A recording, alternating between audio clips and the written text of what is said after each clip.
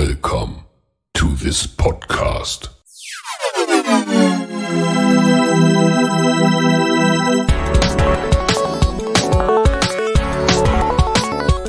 Water Polo Expert Talk. Get the insights.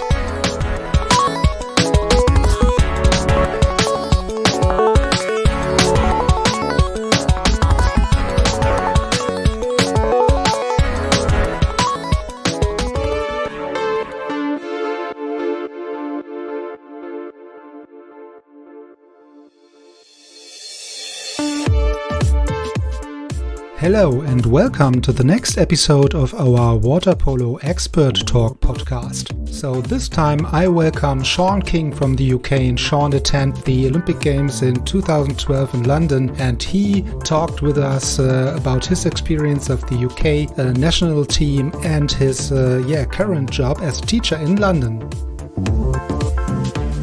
Okay. So, welcome to the podcast, Sean. So, I'm very happy to have you here in the podcast as a next international guest in the podcast. Maybe as usual, also with the other guests. So, I would hand it over to you for a short introduction of yourself, maybe at the beginning. Sure, absolutely. Obviously, if I start by saying thank you, Andreas, for having me. Obviously, as the screen says, my name's Sean King. I was extremely fortunate to have been part of the Great Britain men's team that competed in London 2012, as well as played professionally both in Germany and Spain. And now, whilst I'm not currently involved at the moment, I was coach of the Great Britain under-19 men's team that went to Minsk in 2018. Okay. Yeah, so maybe you mentioned that you play as an active water polo player really in different countries. So maybe we can start with these kind of experience from yourself.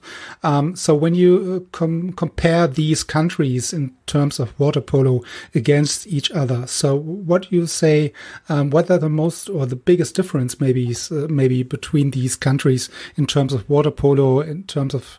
Yeah, so I moved to Germany with SV Weiden in 2010. I'll go back a step. So part of what was happening in Great Britain is we'd won the 2012 bid, and with that had come a significant amount of funding. Unfortunately, we lost that funding in the lead up to 2012, which I don't think people are that aware of, because obviously we competed. So there was a lot of uncertainty about whether we would go sort of around the 2010 period. So our performance director at the time essentially said, go and play abroad. So all of the men's team were basically tasked with finding clubs. So I trialled at Rapid Bucharest. I trialled at Zentej in Hungary. And actually, it's quite strange how I ended up in Germany. My best friend was signed by Weiden, and essentially the coach Erik Luksak, who's still involved with the club, wondered if there was another British player that maybe wanted to go, and so I was signed blind. So he hadn't seen me play. I hope, had received good recommendations from my coach, but he signed me essentially as a friend. So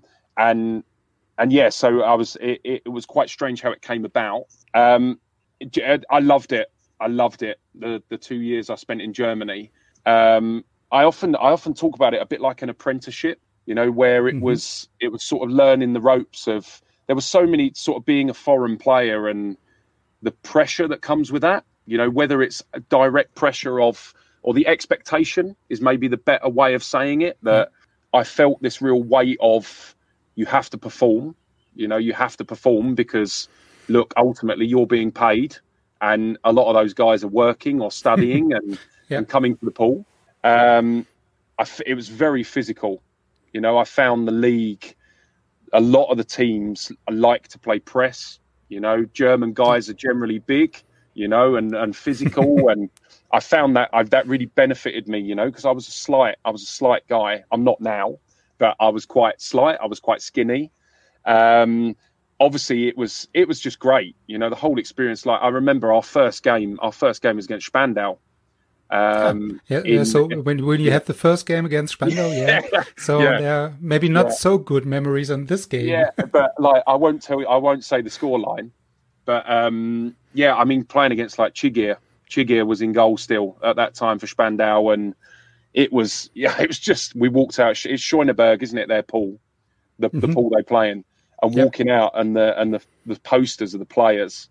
And it was just like Politzer was still playing, I think, as well. And it was just amazing, you know. And I loved what we'd obviously not been used to was the travelling to games, being down in Weiden, obviously in deepest, darkest Bavaria. We were travelling 6-7 hours to Erdingen, and I mean Berlin, I think was 6 hours. Würzburg was the closest game, but that was 2 hours. But yeah, no, sorry, I'll come back to what we started with. When I compare it, so Spain, I played in Spain after my 2 years in Germany in Navarra. Now, obviously, look, in Spain, water polo is played in Barcelona. You know, it's played everywhere, but the bulk of clubs are in Barcelona. So I was out in Pamplona, right out in the north, and a slightly different sort of setup. Very different style of play to the German style. You know, it was very tactical. A large part of that was down to Andre Josep, the Romanian player who is now a very good friend of mine. He was there at the time and actually played a big part in me moving there. I mean, as I say, it was much more tactical. It was much more. There was a lot more sort of where we would press a lot in Germany. There'd be a lot of emphasis on playing press for as long as possible. We would play a lot of combinations in defence, or specifically target certain players, which we did in Germany. But there was a lot more of that in the Spanish league. Yeah, so when you say the German league or German players usually are very physical and not very small, and you will play most of the times, especially maybe in Weiden where the pool is not so big, where you have a small pool, when you play press for sure. What kind of tactic or what level have the British league or the league in the UK at the moment? So I'm not really sure about that everybody is aware of the league in the UK. So is there a level when you compare to other countries? No, I mean, look, the honest answer is no. You know, it's a lot of the guys that were obviously involved in that Olympic cycle. What's really good is that most are still playing.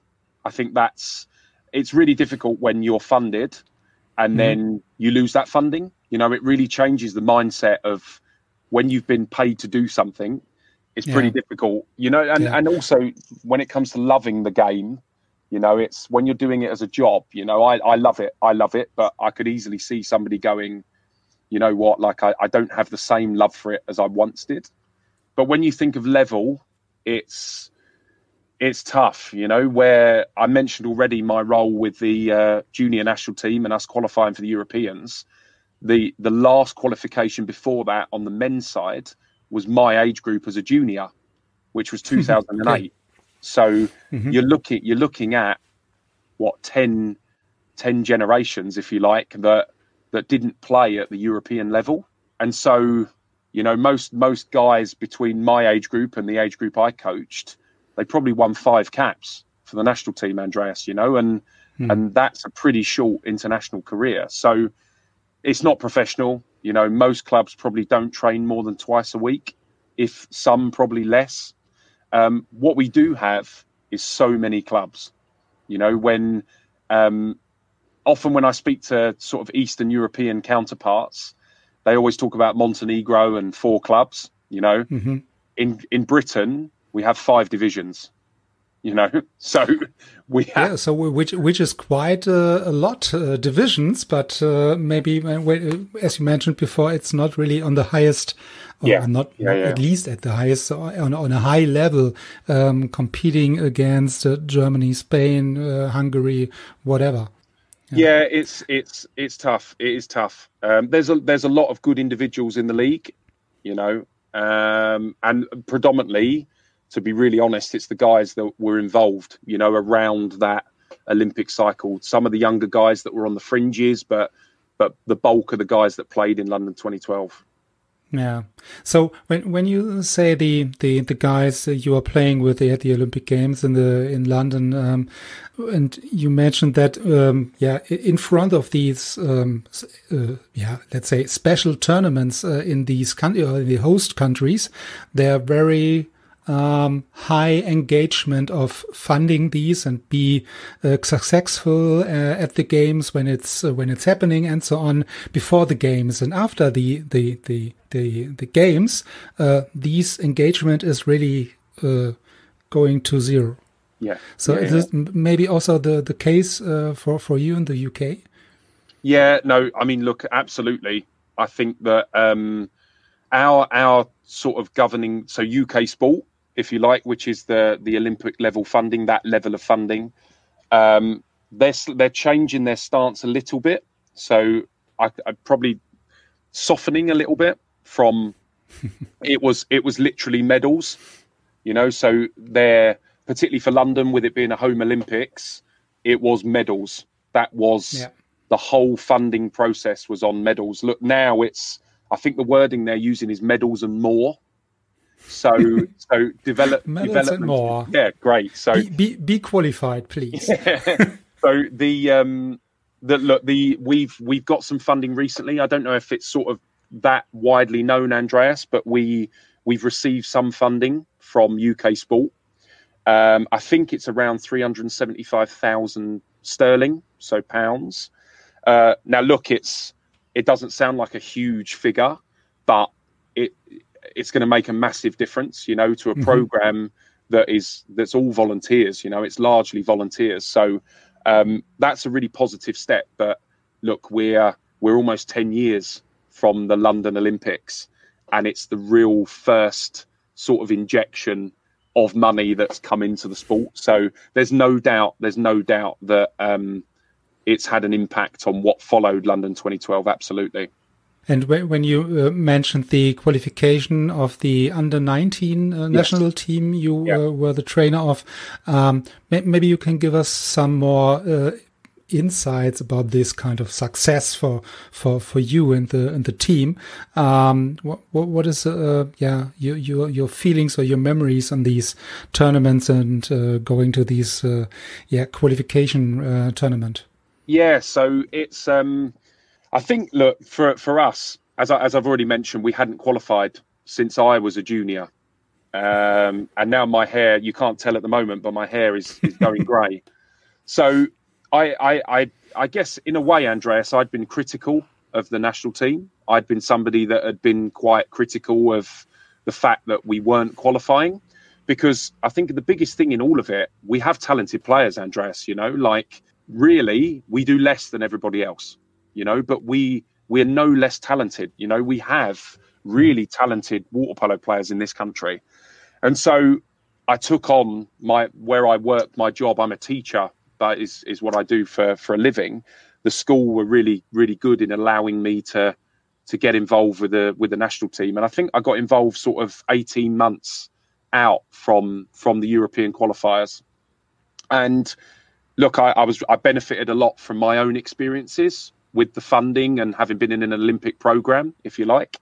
But I just took a really hard line of the biggest thing for us, Andreas, is swimming. You know, a lot of our water polo players, they may come from a swimming background, but they play water polo because they don't like swimming. is the honest. I mean, look, I am that, you know, I swam and I did other sports, but I played polo because I found it more fun. So one of the biggest things for me was making us fitter. You know, we had so many teams that could be in a game for half a game and then lose it in the third period, you know, and that was my big thing, was that we have to be in a game. We have to stay in the game. You know, we have to be in those decisive moments towards the end of the game. So there was a massive expectation on the boys to swim. And I think maybe one of the, I'll even say like controversial, you know, which for us it sounds controversial. I'd imagine in every other federation, I know in every other federation, it's normal. You know, we even sent kids home if they didn't meet the standard. You know, in swimming alone, and really that wasn't something that had happened. And I think I even shocked. I remember talking to my captain, having sent boys home, and him being like, "I never believed you'd send kids home. Like I thought it was an empty threat that make sure you train because we might send you home." And look, I was really lucky. I had some talented boys. They worked really hard. You know, we looked at it like you do the bulk of your swimming away from the program. And we really focus on that polo side of it. You know, defense for us, it was all about defense, you know, being very structured when we didn't have the ball. You know, if we can limit the opportunities that the opposition create, we're going to give ourselves the best chance of being in the game. And look, I'm talking about beating Ukraine. You know, I'm not talking about beating Germany or Holland or, you know, I'm talking about winning that key game, you know. There was some, we did look, and looking back, we made some mistakes. Like there were things that I certainly learned from myself, but we certainly brought some real positives in, you know, certainly making it more professional. I think we took a really professional attitude which the boys deserve, they deserve that, you know, at the end of the day, I always say this, like it's the national team. And so it should be that. You know, it should be that. And but honestly, when I think about experience, it was just incredible, you know, that you always, no matter how confident I felt, there was always an element of doubt that you wouldn't do it, you wouldn't qualify, you know, and we'd be like everybody else that we tried and we failed. So to actually achieve that qualification was just amazing. When you say you're working as a teacher, more or less, your normal working day. Is it really a school which is also offering a water polo as a sports or? Yeah, so this is where it's quite a nice story. So So because we have these kind of situation also not so often in Germany, where we can really combine these, most important parts, the school and the sport. Yeah. Yeah, so look, this is as I say, this is the nice bit. So this was my school, Andreas. So and the lovely bit is I was introduced to water polo here. Okay, you're coming back to the roots. Yeah. So as an 11-year-old boy, this is where I found water polo. I'm very fortunate. So I work at a school in South London. It's an independent school. So it's a private school. It's a fee-paying school. Water polo has a really strong tradition here. Interestingly, like school water polo before COVID was going strength to strength. So more and more schools were playing, which was really encouraging. I really I worry about coming out of COVID and how many of those that were just starting are going to return. But look, our water polo program is really strong in our terms. So before COVID, we won the national title three age groups. Interestingly, with the sort of German connection, one of my boys is in White Sharks Hanover this year. So Vuk Sanovic is looking after one of my boys for this academic year. So we've got lots of boys that are involved in the national team over here, or the National Academy it's called. It is a little bit, whilst a lot of schools play, it has a really good standing here where I work, because of the success the school's had over the past 50 years. So I'm going quite a way back, so even longer than that. So I'm really lucky. That I'm in a school where water polo is held in a high regard. Yeah. So you can, in this case, combine the two perspectives. Yeah. So you can go back to your own roots, where you go in touch with the water polo and teaching other kids right now, maybe also with the same expectation then to be successful. But so we mentioned the Olympic Games several times before. When you as an water polo player going to the Olympic Games as a UK water polo player in London. So are there any special feelings? So Olympic Games are anyway special. But when you are as a UK player walking in the stadium or Wembley Stadium as a UK water polo player, so what kind of feelings can you tell us? I mean, like, I'd even go further than that. Look, I grew up in London. I don't know how good you are with English accents, Andreas, but mine is a London accent. So I grew up in London. So to go to a home Olympic Games, you know, it's hard to even really put words into it. You know, it goes so quick. So when you're in the moment, it's gone in a flash, you know, and then the bit that comes after is when it starts to sink in and you get a greater sort of understanding of what you've achieved. Yeah, so what was happening during the last 14 days?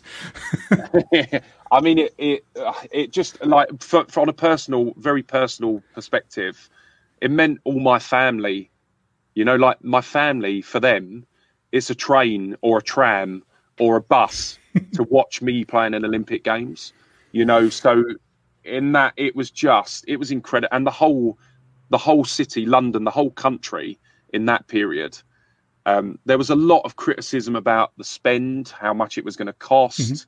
You know, obviously off the back of it, the revenue from tourism, I mean, it was 4 or 5 times what the Olympic Games cost. But it was just amazing, you know. And from a playing perspective, look, we had, and I'm sure we'll talk about the group that we had. We had gold, silver, and bronze from Beijing, which it's a challenge, which was pretty tough. And then look, we had Romania, and maybe we'll talk a little bit about that. You know, the Romania game, which was probably the one game that we had a chance. But yeah, I mean, it was incredible. You know, we were at home. You know, nothing was often with water polo. I've got memories of traveling to Georgia, and we arrive at night. We train at 7 a.m. We play at 4, and we're on a flight at 9 that evening. You know, like, you're really uncomfortable. Like, it's never easy to adjust to those conditions. We were at home where everybody spoke English. You know, we could watch English TV. You know, everything was. And there's a lot to be said for that, you know, being at home. It was, and to be part of it, you know, a home Olympics, putting water polo to one side. It's one of those where on British television, even now, Andreas, they still show highlights of Super Saturday when Mo Farah won gold, and you know, so it's something that will live on, you know, in this country. There's a museum where there's lots of sort of, I guess, memorabilia from the games, and it's quite interesting actually. I was talking to a student earlier. And I'm not ashamed to admit I stole a water polo ball from the because the water polo, you remember the water polo balls had the Olympic rings and they had London 2012 on them. And so I took one as my memento. I slapped wrist, very bad of me. And I was showing one. So every second soccer player or football player, for example, do the same. So it's, yeah. No, you made me feel better. You've made me feel better. But it's yeah, this kid was asking about it. You know, he was saying, like, have you got anything left? And I said, well, yeah, I have. And it's moments like that when you realise what an incredible experience it was. You know, it was amazing. Yeah. And if I could do it again, I'd do it again. You know, my body couldn't cope. You know, but I'd do my best to have another go at it if I got that opportunity. Yeah. So I think I talked to some other colleagues around the world during the last couple of episodes in the podcast, where we have they have the situation that they attend the Olympic Games as an athlete, and after that as a coach as well. So maybe you have then in this case maybe the chance to join the Olympic Games then as a coach. The dream. So the dream. Are there any special memories or special moments where you say, okay, these 1 or 2 moments I really remember so good from the Olympic Games? Yeah, so there's one that's really vivid, you know, is still, there's loads.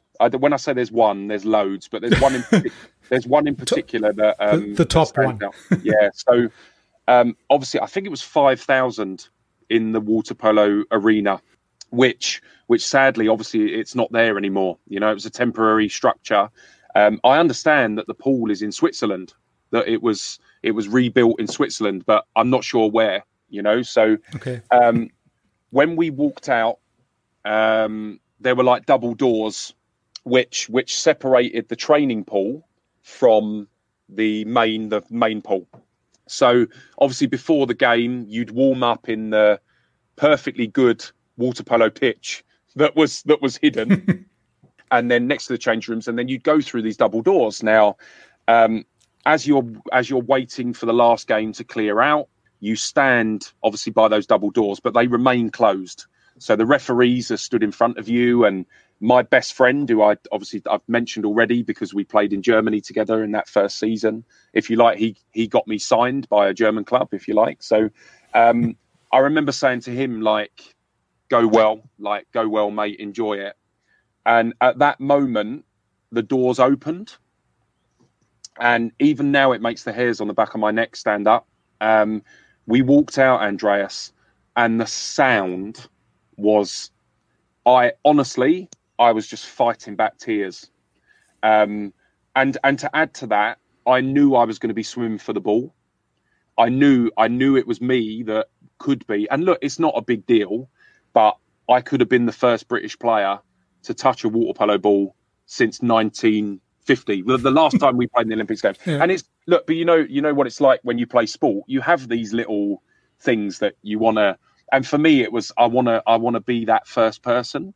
So that was on top of that was on me as well, that I knew I was going to be swimming for the ball. And honestly, I could have cried. I stood on that podium, you know, with Romania on one side.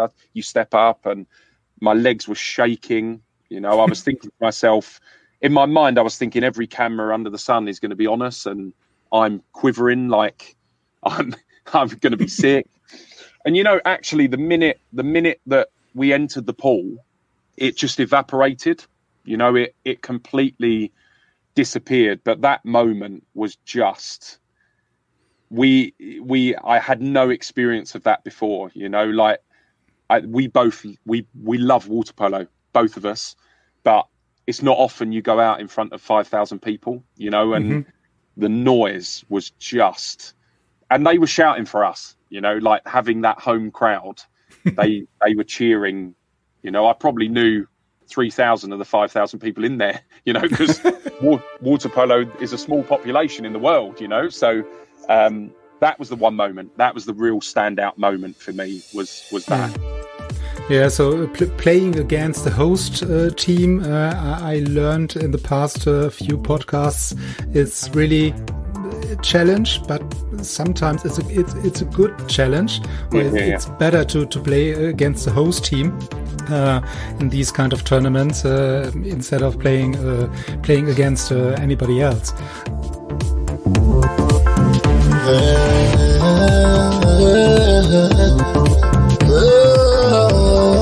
Yeah, so we are at the end again of the podcast episode. Thank you, Sean, for all the great stories and memories based on your experiences with the Olympic Games in London. So we are publishing the next part 2 of the discussion with Sean next week, also again on Saturday. So in the meantime, you are more than welcome to give us some feedback. Send me your feedback as a comment on the social media channels, on the Facebook page, also on Instagram. And if you are listening to the podcast on the Apple Podcast platform, I'm really looking forward for your recommendation of the podcast. So stay tuned. We will publish the next episode next week, Saturday, and I hope you will join us again on Saturday.